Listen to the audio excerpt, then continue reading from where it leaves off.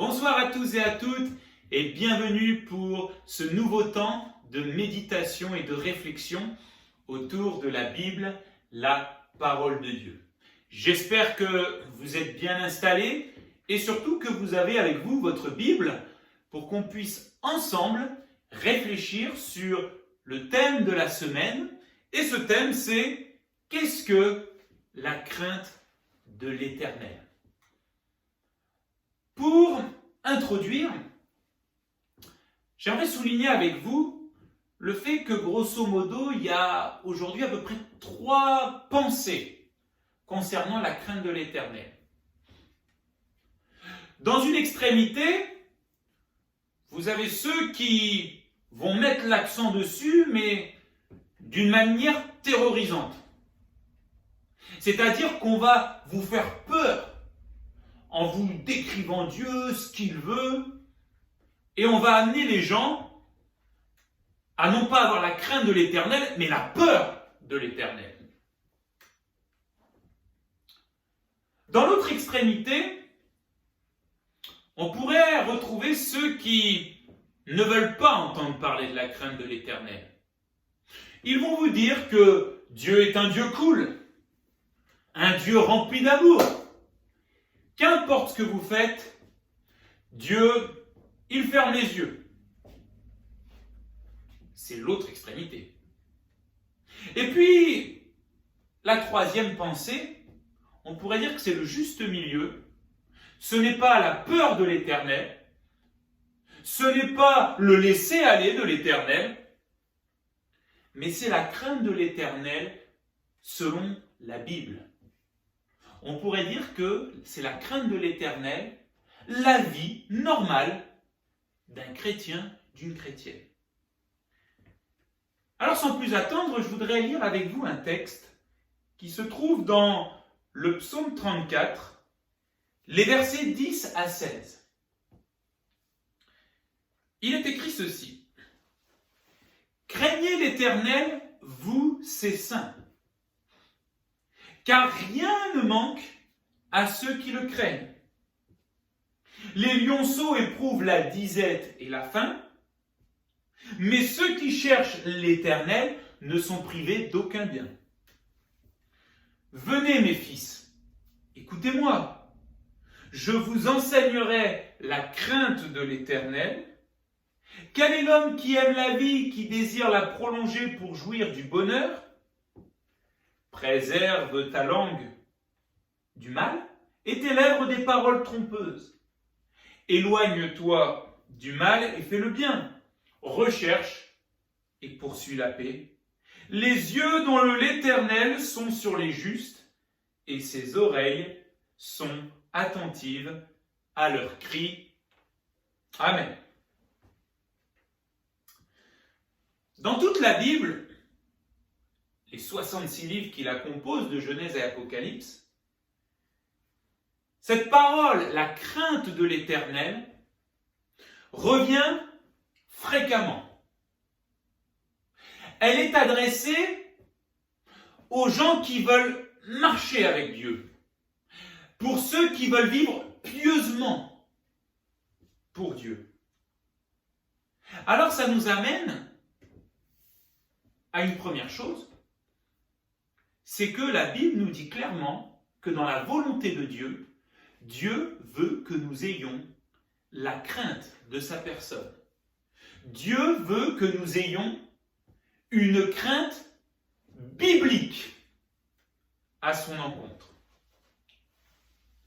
Pour comprendre ce qu'est la crainte de l'Éternel, il faut déjà savoir qui est ce Dieu à qui nous devons cette crainte biblique.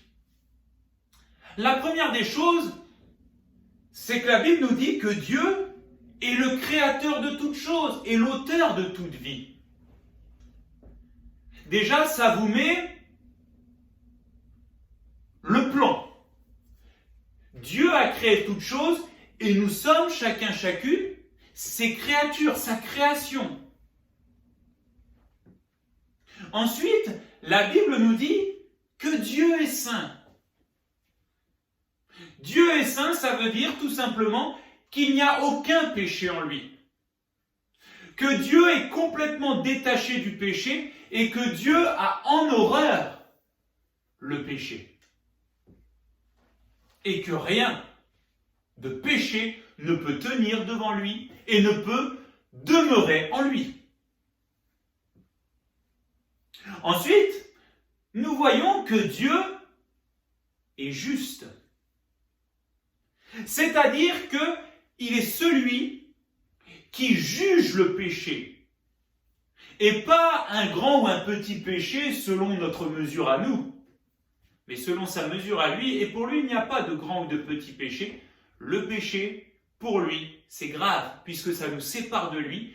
Et la Bible nous dit qu'il juge justement le péché, mais aussi celui qui le commet. Celui qui prend plaisir à commettre le péché. Et puis la Bible nous dit aussi que Dieu est amour et qu'il ne veut pas la perte de celui qui pêche, mais il veut son bonheur, il veut le meilleur pour lui, il veut un changement, une transformation pour lui dans sa vie. Alors j'aimerais vous amener, et c'est important parce que de cette étape va dépendre tout le reste, je vous invite à reconsidérer l'œuvre de la croix. Pourquoi ? Parce que dans tout ce qu'il est, c'est à la croix que Dieu a répondu à tout ce qu'il demandait.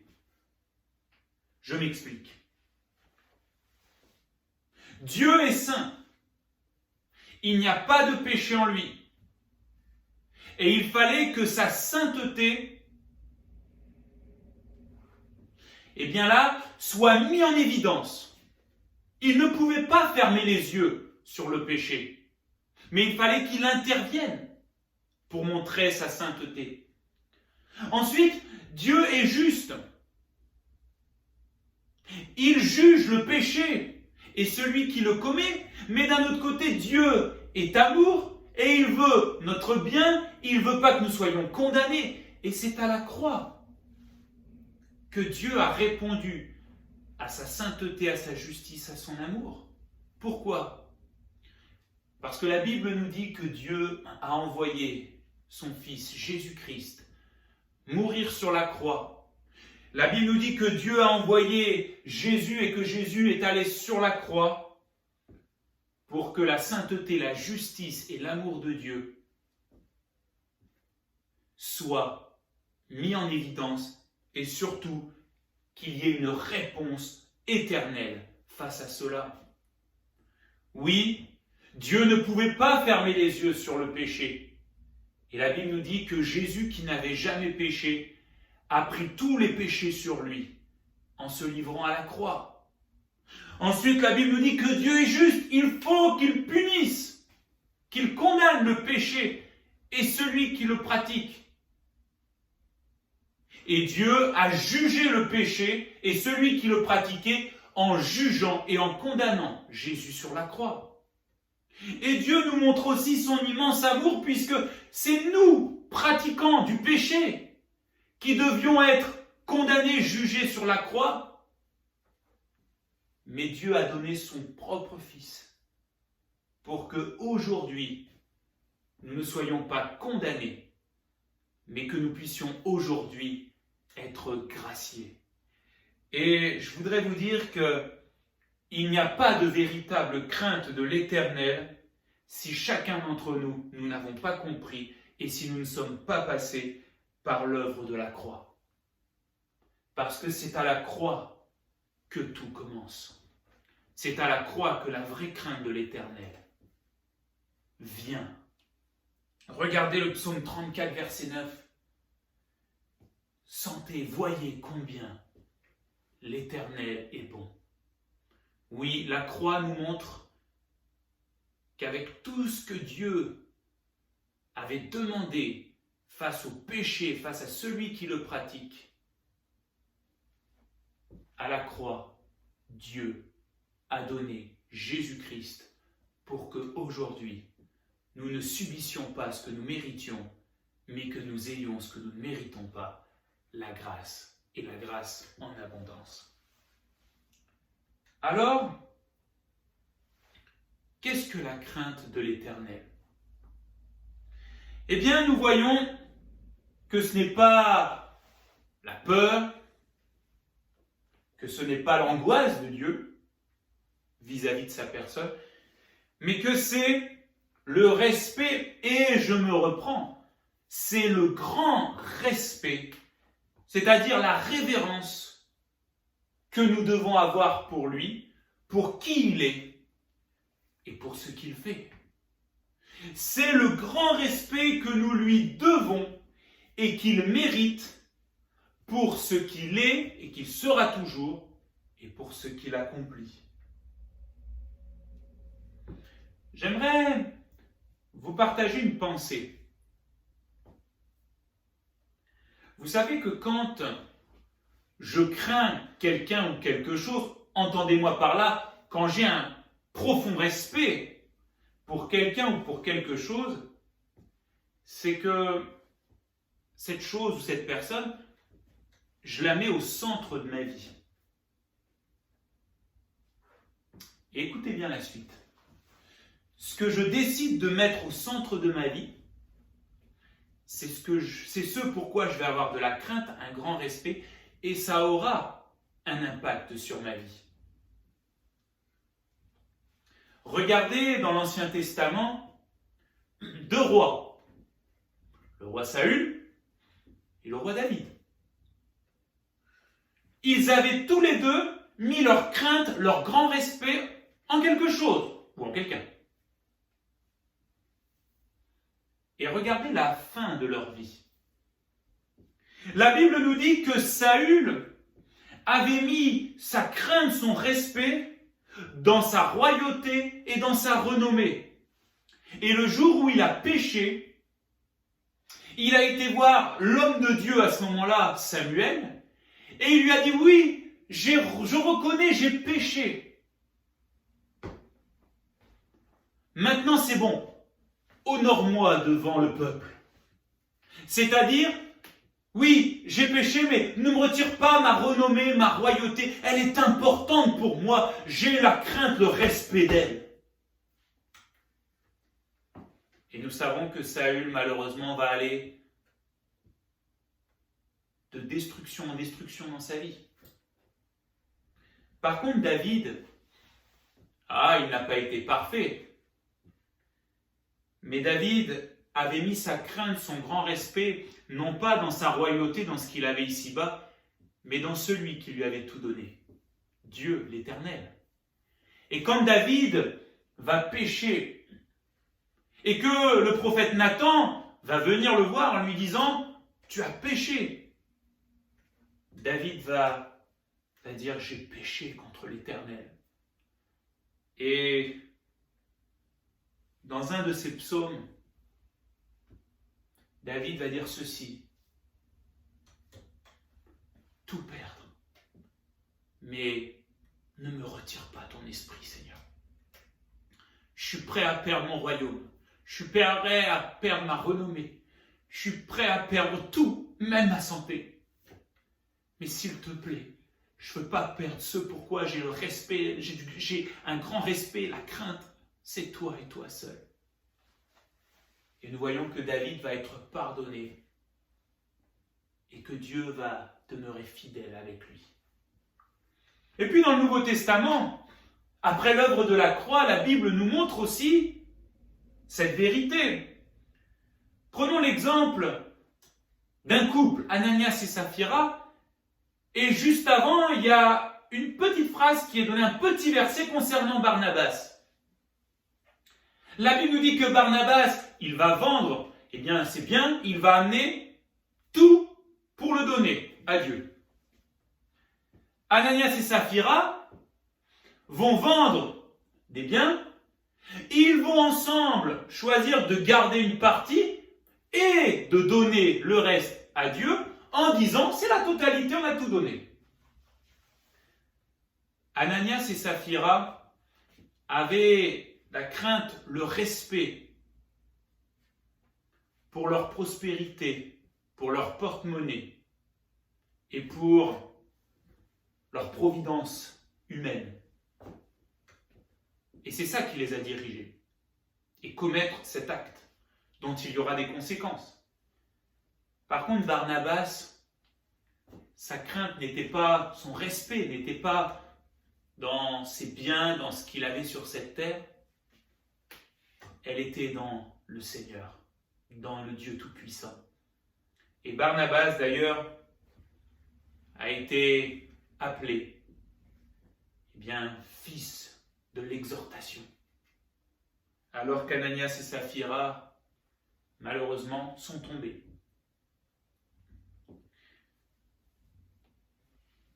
La crainte de l'Éternel, ce grand respect, cette révérence pour le Dieu Tout-Puissant, pour qui il est, pour ce qu'il fait. Alors, qu'est-ce qu'entraîne la crainte de l'Éternel?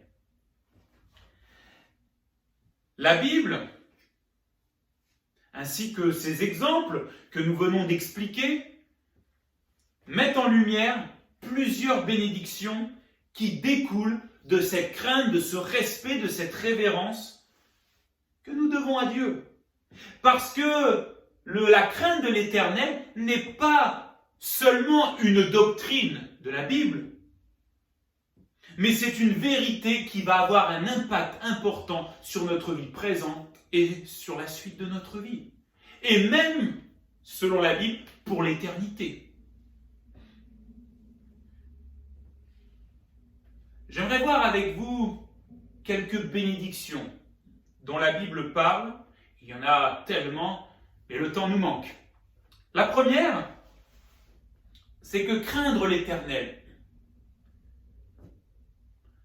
amène toujours à recevoir la sagesse de Dieu. Je m'explique. Lisons ensemble le psaume 111, verset 10. Le commencement de la sagesse, c'est la crainte de l'Éternel. Ça veut dire quoi? Ça veut dire que quand je suis dans ce respect pour Dieu, dans cette crainte, dans cette révérence pour Dieu, alors la Bible me dit que je suis en communion avec Dieu. Et quand je suis en communion avec Dieu, la Bible me dit que Dieu s'ouvre à nous. Et nous apprenons à le connaître. Nous apprenons à connaître sa grande sagesse, qui il est, ce qu'il désire, ce qu'il y a dans son cœur, ce qu'il agrée et aussi ce qu'il rejette. Et cela nous amène dans notre vie à choisir, à prendre nos décisions selon la sagesse et la connaissance que Dieu nous apporte de lui. Ensuite, craindre l'Éternel amène toujours l'obéissance à Dieu. Regardez le psaume 119, verset 63. Le psalmiste va parler, il va dire « Je suis le compagnon de tous ceux qui te craignent et donc par conséquent de ceux qui observent tes statuts, tes lois, tes ordonnances, tes préceptes. » Quand je suis dans le respect de l'Éternel, j'ai ce désir de lui obéir. Et je vais même aller plus loin. J'ai ce désir de me soumettre à lui et à ce qu'il dit. Oh, le mot soumission, qu'est-ce qu'on ne l'aime pas? Quand il est imposé, oui. Mais quand nous sommes dans la crainte de l'Éternel, dans cette attitude de respect pour Dieu, que nous connaissons Dieu, alors c'est une joie de lui obéir et de nous soumettre à lui dans ce qu'il dit, dans ce qu'il proclame. Pourquoi ? Parce que nous savons que tout cela, c'est pour notre bonheur. Parce que Dieu veut le bonheur de ceux et celles qui le craignent. Quand je crains l'Éternel, quand je respecte Dieu, alors, dans mon cœur, je veux lui obéir. Je veux me soumettre à sa parole, à ses ordonnances et le laisser me conduire dans le véritable bonheur. Non pas le bonheur selon ce que je désire, mais selon ce que lui veut. Et il connaît le meilleur pour chacun de nous. Ensuite, craindre l'Éternel amènera toujours d'entrer dans une véritable adoration pour Dieu. J'aime cette parole de Romains 12, 1 où Paul dit ceci: « Je vous exhorte donc, par les compassions de Dieu, à offrir vos corps comme un sacrifice vivant, saint, agréable à Dieu, ce qui sera de votre part un culte raisonnable. » Il n'est pas dit à offrir seulement vos corps religieusement, mais à offrir vos corps comme un sacrifice vivant, à offrir vos corps comme, saint, agréable à Dieu, ce qui sera de votre part un culte raisonnable. Vous savez, et c'est triste, on a beaucoup restreint l'adoration aujourd'hui à la musique. Certains même ont besoin de musique pour adorer. Sinon, ils n'y arrivent pas. On a aussi restreint l'adoration à la prière. Alors oui, ces choses sont un moyen pour adorer Dieu. Mais la véritable adoration, c'est quoi ? Oui, on peut chanter pour adorer Dieu, on peut prier pour adorer Dieu, on peut faire tellement de choses pour l'adorer, mais tout cela n'a de valeur que si nos vies sont déjà une véritable adoration pour Dieu. Je répète cette phrase, elle est importante. Nous pouvons tout faire pour adorer Dieu, mais tout cela n'a de valeur que si nos vies sont elles-mêmes déjà une véritable adoration pour Dieu. Vous savez ce que la Bible appelle véritable adoration ? C'est le mot sainteté. Être saint. Ça veut dire quoi être saint ? Ça veut dire que comme Dieu n'a aucun lien, aucun contact, aucune relation avec le péché, et que devant Dieu, tout péché est mis hors de vue. La Bible nous dit que la véritable adoration est la sainteté dans le sens où, quand je crains le Seigneur, quand j'ai le respect pour lui, alors j'ai un désir, celui de lui être agréable et celui d'être, comme lui. C'est-à-dire non pas de devenir Dieu, évidemment, mais que cette liberté du péché que Dieu a, je veux que ce soit aussi la mienne. Et la véritable adoration, ce qui plaît à Dieu, ce qui est agréable à Dieu, c'est quand nous décidons, et que nous pouvons évidemment aujourd'hui, par la crainte de l'Éternel, vaincre le péché et de nous en éloigner. Quelqu'un qui aime le Seigneur, qui craint le Seigneur, ne peut pas dire qu'il prend plaisir au péché. Quelqu'un qui aime le Seigneur, qui craint le Seigneur, ne peut pas dire « je vais faire des compromis, je me trouve des excuses vis-à-vis du péché ». Non, celui qui craint l'Éternel et qui veut le suivre, son désir, c'est que le péché, lui, c'est terminé. Et que comme Dieu, est un Dieu qui ne pêche pas, un Dieu qui, a vaincu le péché, je désire lui apporter cette véritable adoration, une vie qui a en horreur le péché et une vie qui veut et une vie qui coupe avec le péché. Et il est là, le Seigneur, pour nous aider. Ensuite, craindre l'Éternel, c'est entrer dans la grâce divine. Romains 5, 17. Ceux qui reçoivent l'abondance de la grâce et du don de la justice régneront-ils dans la vie par le seul Jésus-Christ? La grâce, elle est tendue à tous. C'est un mensonge de dire que la grâce est tendue à que quelques personnes. Elle est tendue à tous. Mais seuls ceux qui craignent l'Éternel saisissent la grâce. Seuls ceux qui sont dans le respect pour Dieu peuvent saisir véritablement la grâce. La grâce, c'est quoi? La grâce, c'est que Dieu ne regarde pas ce que nous méritons.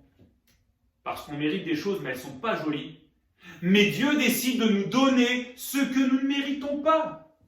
Et ce que nous ne méritons pas, nous le recevons et cela nous permet de vivre une vie à la gloire de Dieu. Ce qu'il nous donne dans sa grâce, c'est son amour, sa puissance et sa présence pour vivre d'une manière digne de lui.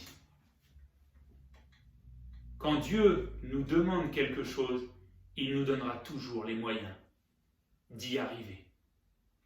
Et puis, craindre l'Éternel entraînera toujours la protection divine. C'est-à-dire le psaume 34, verset 8, nous rappelle que l'ange de l'Éternel campe autour de ceux qui le craignent et il les délivre. Dans ce psaume, il y a une image de la présence de Dieu qui entourait le peuple partout où il était. Et la présence de Dieu était comme une forteresse, une muraille, et que tout ennemi qui voulait s'emparer du peuple, attaquer le peuple, se retrouvait à se heurter contre cette muraille qu'est la présence de Dieu. Aujourd'hui, spirituellement, cette parole est toujours d'actualité. L'ange de l'Éternel campe autour de ceux qui le craignent et il les délivre. Combien, mes amis, nous pouvons être attaqués dans notre esprit, dans notre âme, dans notre corps? Ce serait un mensonge de dire que nous ne sommes pas attaqués. Il y a des combats, il y a des attaques. Mais la Bible nous dit que ceux qui craignent, qui ont un respect pour l'Éternel, ils se mettent sous sa divine protection, à l'ombre de ses ailes. Et Dieu promet de les protéger. Et j'irai même plus loin, Dieu les protège et il pourvoit, il accorde, même bien plus que ce que nous pensons et ce que nous imaginons, à nos besoins. Dieu est celui qui nous protège et qui pourvoit à nos besoins, comme les petits de l'oiseau, qui sont sous les ailes de leur mère dans la protection contre les rapaces. Et leur mère, en les protégeant, les nourrit, elle pourvoit à leurs besoins. Alors, pour conclure, j'aimerais nous poser cette question. Qu'allons-nous faire maintenant de la crainte respectueuse que nous devons à Dieu? Est-ce que nous allons la serrer sur notre cœur parce que nous aimons Dieu plus que tout? Ou est-ce que, tournés vers autre chose, nous mettons cette crainte de côté? Si parmi nous, quelqu'un garde cette crainte de l'Éternel dans son cœur, alors la Bible nous dit qu'il continue, qu'il persévère, parce que celui qui persévérera jusqu'à la fin sera sauvé. Mais par contre, la Bible nous parle aussi de ceux qui mettent la crainte de l'Éternel de côté, le respect de l'Éternel de côté, et elle nous montre certains dangers. J'en ai relevé 2. Le premier danger, c'est que quand il n'y a plus la crainte de Dieu, eh bien on se fera toujours Dieu à notre image, au lieu de le laisser nous faire à son image. Considérons l'exemple du peuple d'Israël avec Moïse. Moïse craignait, respectait Dieu de tout son cœur. Et sur la montagne, Dieu se révélait à lui. Il connaissait, il était intime de Dieu. Par contre, en bas de la montagne, le peuple avait mis de côté la crainte de l'Éternel. Et cela a entraîné une chose. Ils se sont fait un veau d'or comme Dieu. Non pas qu'ils ont changé de Dieu, mais ils ont fait du vrai Dieu ce qu'ils voulaient qu'il soit pour eux. Ils ont fait du vrai Dieu un Dieu à leur image, selon leurs désirs, selon leurs plaisirs. Quand il n'y a plus la vraie crainte de l'Éternel, on se fera toujours Dieu à notre image, au lieu de laisser Dieu nous faire à son image. Et puis, un autre danger dont la Bible nous parle, c'est que quand nous mettons de côté la crainte de l'Éternel, alors il y a aussi ce danger, c'est de retourner dans le péché. La crainte de l'Éternel, nous l'avons vu, est une barrière, une protection. Et quand elle n'est plus là, malheureusement rien n'empêche qu'on retourne dans le péché, qu'on retourne dans notre folie du passé, et par conséquent, qu'on se remette sous la colère de Dieu, sous le jugement de Dieu. Je vous laisse lire ce texte d'Hébreux chapitre 10, versets 26 à 31 pour résumer. Ce sont des chrétiens qui ont un arrière-plan judaïque, qui se sont donnés à Jésus, qui sont passés par la croix, qui ont la crainte, le respect de Dieu et toutes les bénédictions qui vont avec, et qui malheureusement ont mis le respect, la crainte de Dieu de côté pour retourner dans ce qu'ils avaient quitté. Et celui qui leur écrit va leur dire, ne faites pas cela.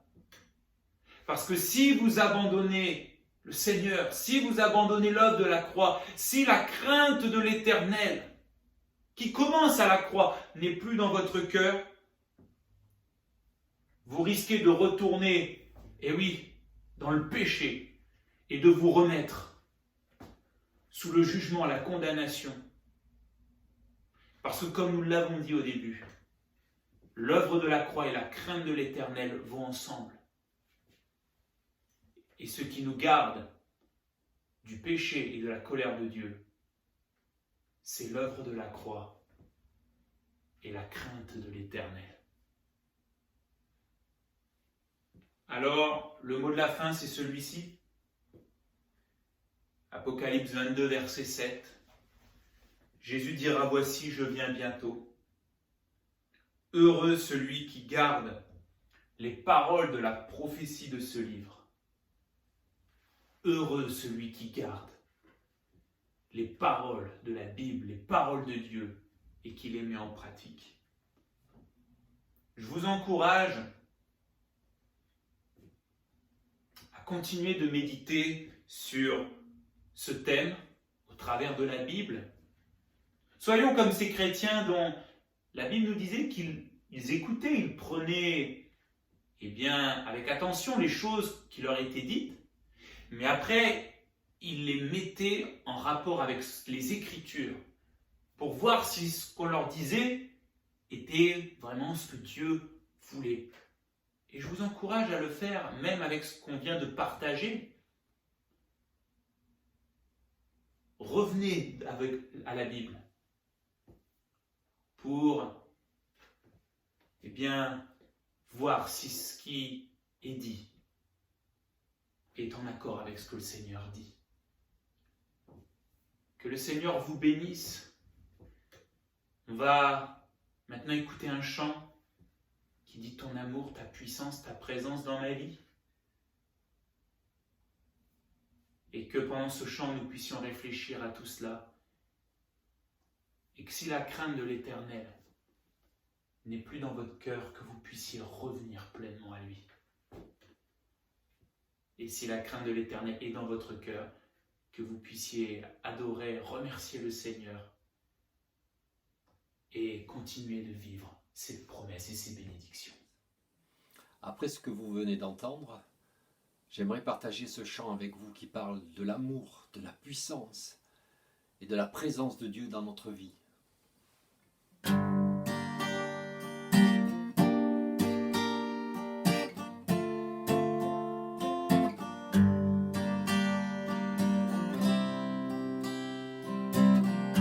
Ton amour, ta puissance, ta présence dans ma vie.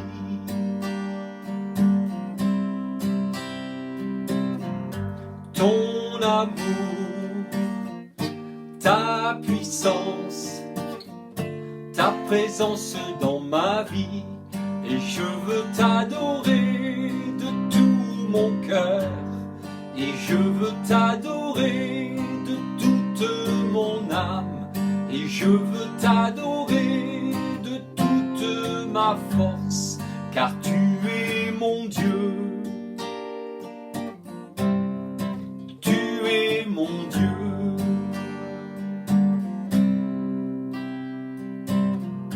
Ton amour, ta puissance, ta présence dans ma vie.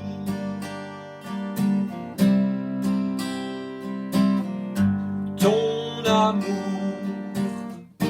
ta puissance, ta présence dans ma vie.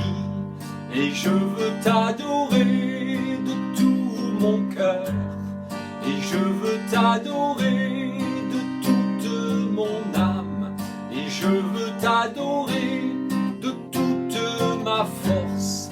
Car tu es mon Dieu. Tu es mon Dieu. Car tu es mon Dieu. Tu es mon Dieu.